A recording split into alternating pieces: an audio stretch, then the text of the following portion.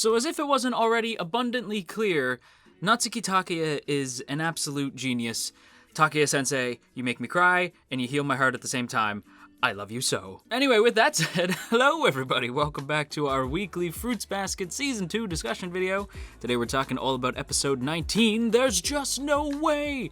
But before we get into the video proper, quick reminder, if you haven't done so yet, hit that sub button. We're trying to get to 25k before the end of the year, and if we do that, I will cry. I will cry on the mic, I swear to you. Anyway, let's go ahead and talk about this week's episode of FruBa. Okay, so, quick thing to say right off the top. If you couldn't tell by the past few videos, if you don't watch those, I have actually gotten pretty good about bringing the length of these videos down, which I know some of you are going to be a little bit disappointed by, because the FruBa, the people who watch the FruBa videos have been A-okay with me talking up a storm, and I have been A-okay with talking up a storm about Fruits Basket, because again, I think Takeya-sensei is an absolute genius, and I think TMS have been knocking it out of the friggin' park with this show in their adaptation. However, I did have that issue with my vocal cords. It is way better, so for everybody who is concerned, first of all, I'm good, but also I really appreciate the concern. I have been doing better because I have been taking better care of my voice, and I've also been talking slightly less, which is a little bit funny because the channel's called JoJo Talks Too Much, I know. But that said, I have sort of condensed my thoughts down. We're not going to be going scene by scene, which is a bummer, but hey, if you do want to talk about Fruits Basket with me, I'm on Twitter, like all the time, at JoJo Talks Too Much. I'm also on Twitch as well, twitch.tv/JoJo Talks Too Much, whenever I'm streaming. Doesn't matter what I'm playing. If you want to talk about Fruits Basket, you want to talk about something that I didn't get to mention in one of these videos, hop over there. If I'm streaming, talk to me about it. I guarantee you I'm going to want to talk about it with you. But that said, there are a few things, namely two characters in particular, but a few things that I want to talk about in regards to this week's episode. The main one, of course, being Rin and Toru. Rin and Toru have like the peak dynamic in terms of like friendship. It's like this friendship is truly magic. The dynamic between Rin and Toru is great. I also want to talk a bit about the Soma curse. We finally get to dig a little bit more into the curse, which is super fascinating. I love whenever they get to talk about the curse. It's like one of my favorite aspects of the show is like the mysticism at play in the background. I just think the curse element to the show is really fascinating. And then there's some additional notes that I have that we're going to get to as we go. First things first, though, we got to talk about Rin and Toru. These two certainly have a lot to deal with in regards to this week's episode. Rin in particular, it's mostly on Rin's side, and you think that it's going to be like a Rin-centric episode again, which I was absolutely not against after the last episode we got, where I thought Rin is one of the more interesting characters in Fruits Basket, which is interesting to note because the whole friggin' cast is fascinating. Like every single member of the cast, any character you can pick to, and I guarantee you there is something interesting and worth digging into about that character. So for me to say that Rin is one of the better ones, that's saying a hell of a lot, and I really do feel that way. I really think that Rin has one of the most intriguing stories to really sink your teeth into, especially in how I think it's going to relate to the overall scope of the show, right? But we'll get into that more once we talk about the Soma curse. And I do have I actually highlighted some things that I really want to hammer. But again, that's the Soma curse stuff. We will get there when we get there. I want to talk specifically about how Rin, like a few times in this episode, sort of thinks of her mom when she looks at Toru. And Toru is just sort of relieved that Rin is okay, although Rin is absolutely panicked to see Toru because she's like, what? No! And we find out why she's panicked. It's not just like, no, I'm supposed to look cool and badass, you can't take care of me. No, it's actually a lot deeper than that. The biggest thing, like the biggest reason why Rin doesn't want Toru to see her vulnerable is because it's gonna make Rin want to run to Toru when stuff goes bad, and like Rin doesn't want that. As far as Rin is concerned, the idea of somebody taking care of her is mortifying. And not because she doesn't want their help, but because she's scared to have their help. She doesn't want to let kind people be taken advantage of, which is an interesting mindset. but it does make a lot of sense given what Rin as a character has been through. And what we see her go through in this episode, like this sort of metamorphosis from this character who's incredibly standoffish, wants nothing to do with anybody. We see her slowly change over the course of the episode, and it's really sweet. We also find out why they didn't take her to the hospital, which I appreciate, because I did have that thought of, like, when they showed Rin in the Soma in Shigure's house, instead of at, like, the Soma Estate's hospital, or just, like, a hospital in general. I don't know if the Soma Estate has a hospital, but I assume they do, because that place has everything. The reason why they didn't take her to the hospital is because she straight up, like, turned into a horse in the middle of the living room, which must have been hella inconvenient. But they couldn't exactly take her anywhere in that state, so they just kind of, like, let her rest. How they got her up the stairs, I have no idea. Like, maybe they just waited till she transformed back and then put her in the bed and were just too scared that she'd transform again.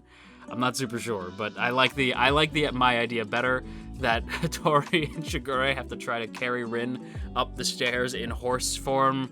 I don't know why, but that's just a really funny concept to me. And Hattori and Shigure actually do have a very poignant scene.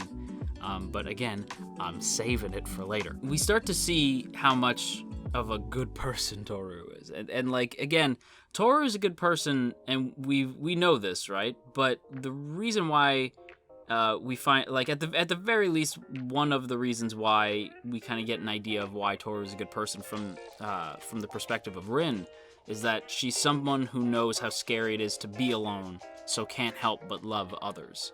So it's interesting, right? Because I had this thought the other day, because I had said, I had said in a stream that I genuinely think that my perspective on Tohru in particular has changed drastically.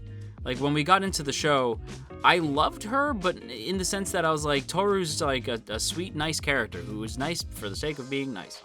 And when we started the show, like way back, like early episodes of season 1, I got the vibe that Tohru was just like a good person for the sake of being a good person, right? Like, that's just like what the story needs, a good, kind-hearted person.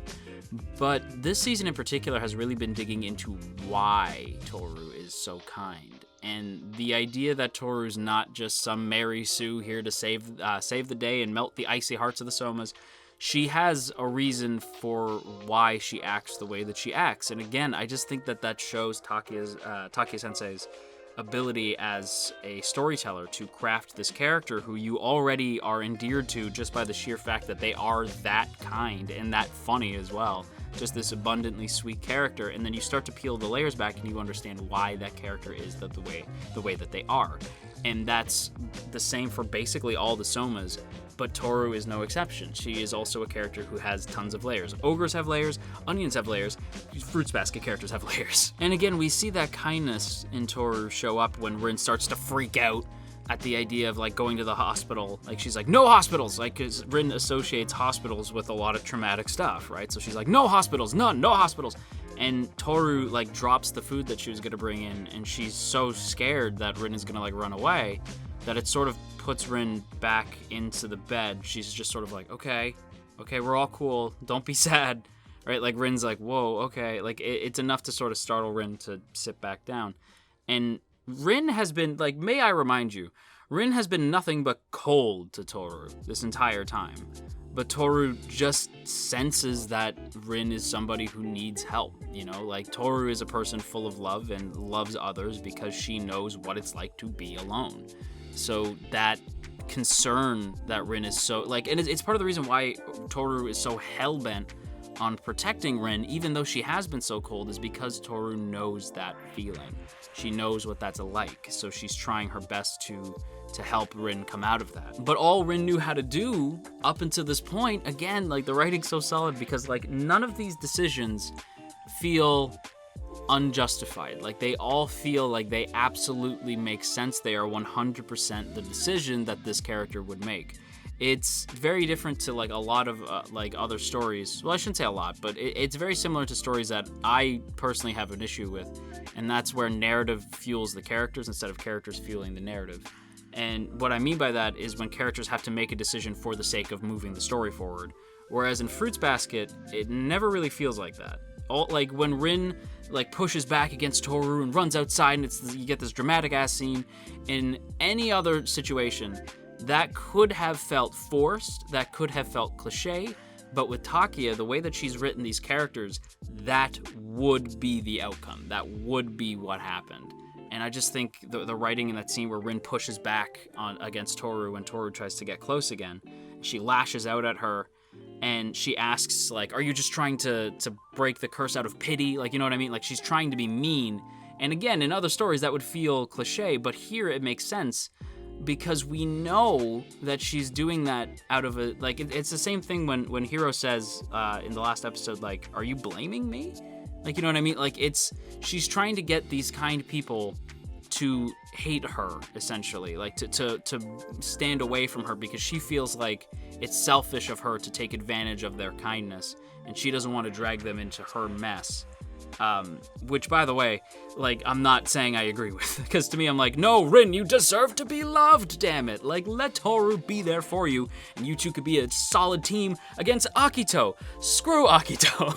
You know what I mean? Like, every time I say Akito, it has to be followed with a screw Akito.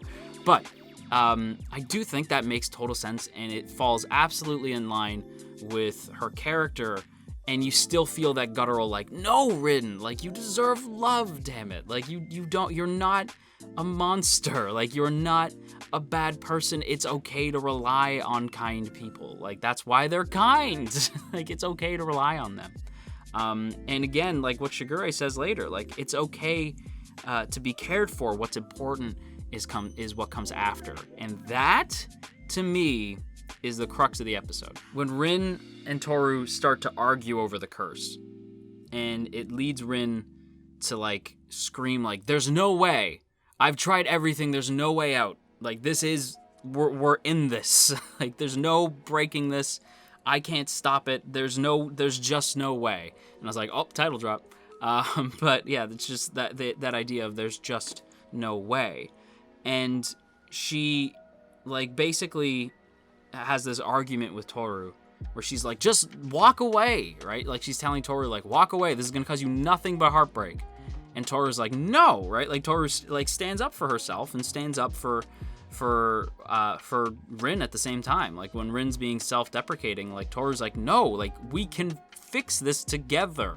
Like, stop this. Let me in. Like, tell me. If you know how to break this, tell me. Right? And obviously Rin doesn't know, but she just doesn't want Tohru involved, so she, like, screams at her.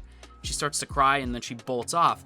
But the midst of this screaming wakes up Kyo, Yuki, and Shigure. So you see specifically Kyo and Yuki, like, open their doors because it's next to Toru's room. And they're like, what the hell is going on, right? And then they see Rin bolt out, and then Tohru follows suit, right? Like, they see, like, Rin just, like, bolting out, and then all of them are like, we gotta go after her. But Rin, like, is trying to run away, and she trips over, like, some of, like, the stones on the stone path. And she lands on the ground, and that had to hurt. Like, landing on your elbows on stone, that's unpleasant. And she just feels, again, like I said, like, she feels that selfishness, you know what I mean? Like, she feels as though, like, leaning on them is unfair to kind people like Tohru and Haru, because she feels like it's taking advantage of them, but it's what they want to do, you know? Like, they want to be kind, they want to be there for you. So when Tohru, like, reaches out to grab Rin's shoulder, Rin finally just caves, and it's one of the most beautiful scenes in the show so far. And this, again, this show has had a lot of beautiful scenes, but I would put this one up there with some of the best, where Rin finally just caves, and it's so instantaneous. Like, Tohru doesn't even really get her hand that far out by the time Rin just, like, turns, and it's like a snap turn. She just turns right away and just hugs Tohru, and just, like, falls into Tohru. And it's just a beautiful ass scene, and Tohru just says, like, it's scary to be alone. Like, I know that it's scary to be alone, but I've got you. You know what I mean? Like, she doesn't say I've got you, but it's her holding her, like, I've got you. It's just, oh, it's so pretty. It's scary to be all on your own. Like, that's what Tohru says. And I mean, that's fair. But this right here, I think, is very important for the overall narrative of the show, not just for Rin, but the idea of it's scary to be on your own. And then that's followed by Yuki saying you can't get up on your own strength alone. And then Shigure says it's okay to be cared for. What's important is what comes after. This, paired together with the idea of the curse, I think is very, very key. The idea that the curse is what binds them together. And at first, it's this idea of not wanting to be alone, but then that sort of like latching onto other people can become unhealthy. And I think that might be part of what Taki is trying to say, is like the idea that like sometimes it's like sometimes you can be together forever with somebody, and other times it can become unhealthy, and you have to know the difference, right? Like with Toru, like I can see Toru being with the Somas forever, but Akito clearly is a poison to them and shouldn't be together with them forever. So it's knowing the difference and also being okay and comfortable when it's time to go. You know what I mean? I feel like that has to be a theme to FruBa in a nutshell. And when I look back on previous episodes, that is a theme, is the idea of like the ties that bind and also the ties that heal. You know what I mean? Like Akito is the ties that bind them together, whereas Toru is like a tether. She's not tying them down, she's just connecting them. And I think that sort of dichotomy between the two, like just look at how they both, like each episode, the last one and this one, have both of these characters, one that ties people together and another one that tethers them together. And you see like those, like one that connects people, one that holds people together, the difference between them. And you see that in the way that they both treat Rin. Akito treats Rin like absolute garbage because she sees Rin as just like, she's like, I don't even want you. You know what I mean? She sees Rin as somebody in the way, as like a problem that I don't feel like solving. Whereas Toru sees Rin as this individual who needs help, and she wants to connect Rin back to the rest of the group. And she doesn't want to tie her down and be like, no, you're part of this. She wants her to willingly join them. You know what I mean? Like come be with us, be happy together, as opposed to I'm going to force you into the situation. Now again, I am anime only, so I could be way off base, but it's just a theme that I've noticed. I don't know if it's a theme that Takia Sensei specifically put in here. I don't know if it's a theme that maybe TMS wanted to put in here, using the story of Fruits Basket, or maybe it's just something that I'm noticing. But I do think there are two types of people that hold each other down, that hold others down, and people that like connect people without being overbearing about it. And the dichotomy between Toru and Akito, I think, to me anyway, is one of like the big themes of the show. I wish I were smart enough to properly weave together the words that I'm trying to say, because I'm failing, but it's just, I get this vibe that's like, that Takia Sensei is really trying to say something with this story, and TMS is in particular really wanted to say something with this episode of this story, and I really resonated with this episode pretty heavily. However, I talked a lot about that, the dynamic between Rin and Toru, and I barely left myself any time to talk about anything else because yes, I put a timer on my phone, and we don't have a lot of time left on said timer, so let's quickly talk about the Soma family curse, because I really want to talk about this. Now, earlier in the video, I mentioned that Shigure and Hattori had a really key part to play in this episode, and not like key, but a really interesting part. And it's when Shigure asks Hattori if Akito is cool with him showing up to Shigure's place and leaving the estate to check on Rin, of all people. But Hattori just says it's not important. It's excusable. Like, Akito doesn't even really have to know about that. And Hattori then asks, like, hey, so I'm going to assume that Rin came here to talk to you, not Toru, right? And then that's when Shigure's like, yeah, about that, and basically tells Hattori Rin's plan about breaking the curse, right? And this completely shocks Hattori. Like, it really puts him on his heels. He is floored by that. The idea that somebody would try to break the curse. And he's pretty dismissive about it too. Like, he's like, there's no way. That's not possible. Like, it's not. Shigure's like, yeah, I suppose it could be. Seems impossible, doesn't it? You hear that? And this moment I was like, oh, Shigure, you dramatic bitch. I love you, my ridiculous husbando. But when Hattori says, like, hear what? Shigure's like, breaking. The sound of breaking. And it's like, oh, shit. The curse is being broken slowly but surely. But I like that idea that Shigure's like, that's right. I've known for a while. And I got plans upon plans. I got pieces in motion. I'm so good at chess, the pieces don't even know they're pieces yet. Like, you know what I mean? Like, that's what Shigure is basically saying without saying it. And I'm like, my cheeky husbando. Why do I have a type? And that's the thing, too. It's like, I could have had Hattori as my husbando, but no, I had to give Hattori, rather, to teach my in-universe counterparts because, you know, I like Teach a lot, so Teach can have Hattori. I'll have this shithead instead. Oh, Shigure. I definitely have a type. And again, I really do think that line from Shigure of saying, like, it's okay to be cared for, what's important is what happens next, is, again, part of the overall narrative. Like, it's okay to let people help you, what's important is what comes next, right? Toru can take care of you guys as much as she wants and as much as you want her to take care of you, but what's important is if you use that comfort to then stand up to people like Akito, to stand up to this curse, to break it, you know what I mean? Like, I feel like that's part of it. Like, being cared for is fine, but what's important is what comes next. And what comes next after that scene is a scene with Toru making Jello. We find out that she made Jello specifically to bring to Rin. But Rin assumes that Toru made the Jello and came to her because she wants to talk about the curse. But again, Toru demonstrating how kind she is, she genuinely kind of forgot that that's something she came to talk about, and instead just like was totally focused on the Jello because of course she is, because she's Toru. But yeah, they do end up talking about the curse, which Toru refers to as the enduring, which is what's I believe a phrase the Somas use in regards to the curse.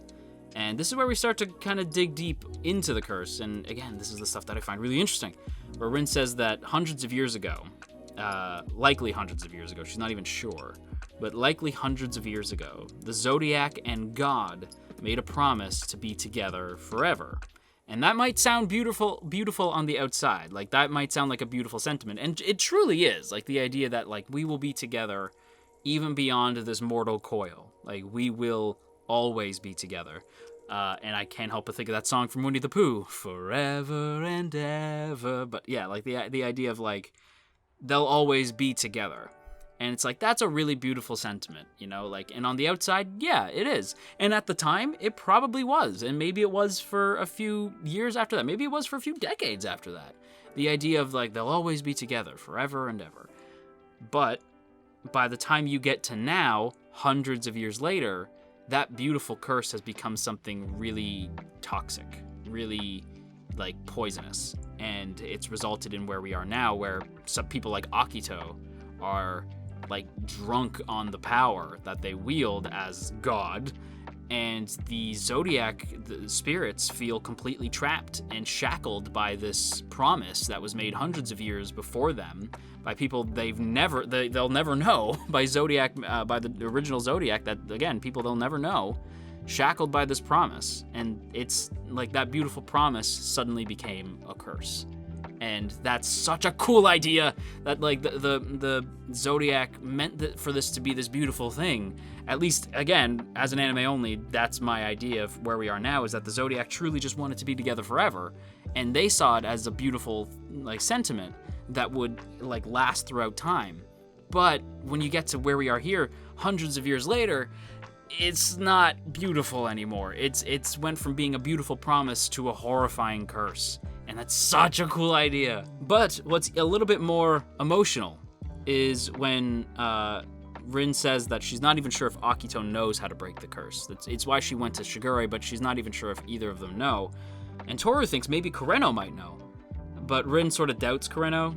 And when Toru's like, I'm gonna go talk to him, like Rin like grabs her and is like, don't. And Rin then asks Toru, like, why do you even want to break the curse? Like, what is so important? What is the most important thing to you?